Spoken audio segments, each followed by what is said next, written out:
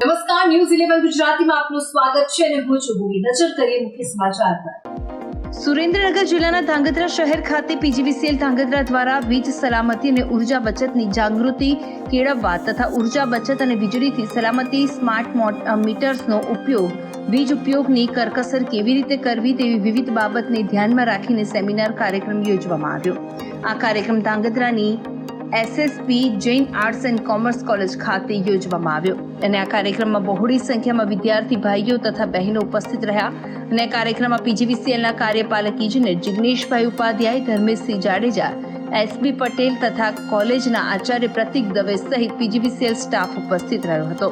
આ ઉપરાંત NSS unit 1 અને યુનિટ 2 ના પ્રોગ્રામ ઓફિસર ડોક્ટર પરાગ પરમાર, ડોક્ટર રહેના એમ શેખ દ્વારા સમગ્ર કાર્યક્રમનું આયોજન કરવામાં આવ્યું.